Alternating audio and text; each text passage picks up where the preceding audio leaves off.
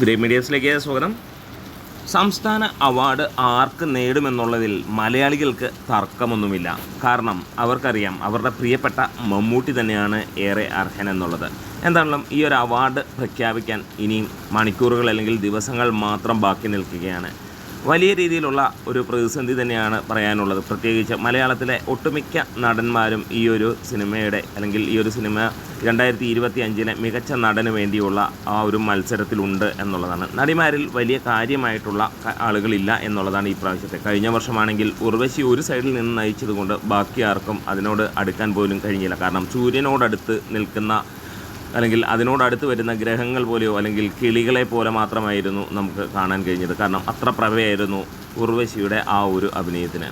ഇക്കുറി മമ്മൂട്ടിയുടെ പ്രകടനം നോക്കുമ്പോൾ അതുതന്നെയാണ് നമുക്ക് പറയാനുള്ളത്. സൂര്യൻ്റെ അടുത്തേക്ക് എത്തുന്ന ചെറിയ ചെറിയ ഗ്രഹങ്ങൾ ആയിട്ട് മാത്രമാണ് ബാക്കിയുള്ള നടന്മാരെക്കുറിച്ച് നമുക്ക് തോന്നിയിട്ടുള്ളത്. ഇതിനിടയിൽ മികച്ചു നിൽക്കുന്നത് ആസിഫ് അലിയുടെ പ്രകടനമാണ്. 4ഓളം ചിത്രങ്ങളിലെ അദ്ദേഹത്തിൻ്റെ പ്രകടനം ഏറെ പ്രശംസ അർഹിക്കുന്ന ഒരു കാര്യം തന്നെയാണ്.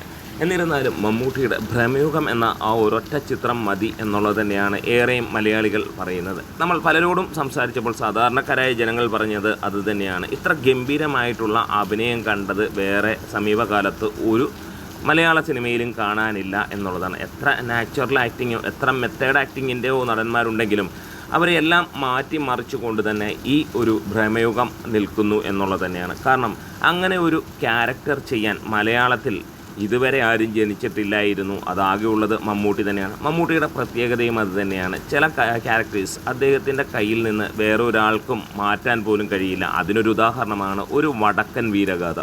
വർഷങ്ങൾ ഇത്ര കഴിഞ്ഞിട്ടും അതിനെ റീക്രിയേറ്റ് ചെയ്യാൻ മലയാളത്തിൽ എന്നല്ല ഇന്ത്യൻ സിനിമയിൽ പോലും വേറൊരു നടനും കഴിയുന്നില്ല എന്നുള്ളത് തന്നെയാണ്.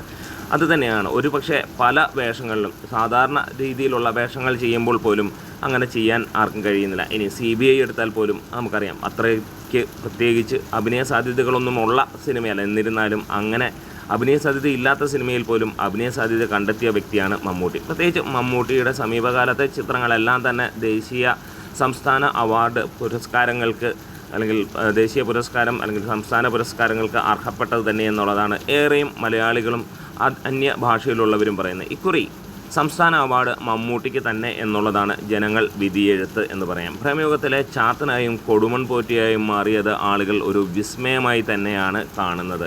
എന്താണേലും കടുത്ത മത്സരത്തിൽ പലപ്പോഴും മോഹൻലാലിൻ്റെ പേര് കയറി വന്നിരുന്നുവെങ്കിലും ഇപ്പോൾ അറിയാനുള്ളത് മോഹൻലാലും വിജയരാഘവനെയുമൊക്കെ പിന്തള്ളി ആസിഫും മമ്മൂട്ടിയും തമ്മിലാണ് യുദ്ധം എന്നുള്ളത് അല്ലെങ്കിൽ മത്സരം എന്നുള്ളത് തന്നെയാണ്. അതിനകത്തിൽ തന്നെ 4ഓളം സിനിമകൾ ആസിഫിനുണ്ടെങ്കിൽ പോലും അതിൻ്റെയൊക്കെ മുകളിലാണ് കൊടുമൺ പോറ്റിയിലെ ആ ഒരു നാച്ചുറൽ ആക്ടിങ് എന്ന് തന്നെ പറയാം. തുടക്കം മുതൽ ഒടുക്കം വരെ ഒരു ചാത്തൻ്റെ ചേഷ്ടകൾ കൃത്യമായി കൈകളിലൂടെയും കണ്ണുകളിലൂടെയും ശരീരത്തിലൂടെയും പ്രകടിപ്പിച്ച മമ്മൂട്ടിയുടെ ആ ഒരു ക്യാരക്ടർ ഈ ഒരു നൂറ്റാണ്ടിലെ തന്നെ മികച്ച ചിത്രങ്ങളുടെ അല്ലെങ്കിൽ മികച്ച അഭിനയ മുഹൂർത്തത്തിൻ്റെ ഒരു ഏട് തന്നെ എന്നുള്ളതാണ് ഏറെയും പ്രേക്ഷകർ പറയുന്നത്. എന്താണേലും നിങ്ങൾക്ക് വിട്ടുതരികയാണ്. ഇനിയും കുറച്ച് ദിവസങ്ങൾ അല്ലെങ്കിൽ കുറച്ച് മണിക്കൂറുകൾ മാത്രം ബാക്കി നിൽക്കുന്നു സംസ്ഥാന അവാർഡ് പുരസ്കാരങ്ങൾ വരുമ്പോൾ. എന്താണെങ്കിലും ഇതെല്ലാ തീരുമാനങ്ങളും ഒരു ജൂറി മെമ്പേഴ്സിൻ്റെയാണ്. അതൊന്നും ഇവിടെ പ്രശ്നമല്ല. പ്രത്യേകിച്ച് മമ്മൂട്ടി സിനിമകളോ മമ്മൂട്ടിയെക്കുറിച്ചോ ഒരു കാര്യം വരുമ്പോൾ അതിന് ഒരുപാട് ചർച്ചകൾ വരാറുണ്ട്. മറ്റാർക്കെങ്കിലും കൊടുക്കുമോ? കാരണം അതുതന്നെയാണ് പ്രേക്ഷകൻ്റെയും മലയാളിയുടെയും മനസ്സിൽ നിൽക്കുന്ന ഒരു കാര്യം. പ്രത്യേകിച്ച് മമ്മൂട്ടിയെ വരുമ്പോൾ അത് മാറ്റാനുള്ള ചാൻസ് അങ്ങനെ തന്നെയാണ്. ഇക്കുറി നാഷണൽ അവാർഡിൽ നമ്മൾ ഉറപ്പിച്ചിരുന്നതാണ് അത് പൃഥ്വിരാജിന് കിട്ടണം എന്നുള്ളത്. പക്ഷേ നമ്മൾ അതും കാണുകയുണ്ടായി. പൃഥ്വിരാജിനെ മാറ്റി ഷാരൂഖ് ഖാനിലേക്ക് പോകുമ്പോൾ അതുതന്നെയായിരിക്കാം ഓരോ മലയാളിയുടെയും മനസ്സിലെ ഈ ഒരു തോന്നലുകളുടെയും കാര്യമെന്ന് തന്നെ പറയാം. കാരണം സംസ്ഥാന അവാർഡ് വരുമ്പോൾ ഏറെയും ചർച്ച ചെയ്യാം അല്ലെങ്കിൽ പലപ്പോഴും മമ്മൂട്ടിക്ക് ലഭിക്കാനുള്ളപ്പോൾ യുവതാരങ്ങൾക്ക് കൊടുത്തിട്ടില്ല കൊടുക്കാമെന്നും പറഞ്ഞ് വന്ന ജൂറികളെയും നമ്മൾ കണ്ടു. എന്താണ് നിങ്ങളുടെ അഭിപ്രായത്തിൽ മമ്മൂട്ടിക്ക് തന്നെയല്ലേ അല്ലെങ്കിൽ വേറെ ആർക്കെങ്കിലും ആണോ ആസിഫിനാണോ എന്നൊക്കെയുള്ളതെന്ന് പറയാം. Great media.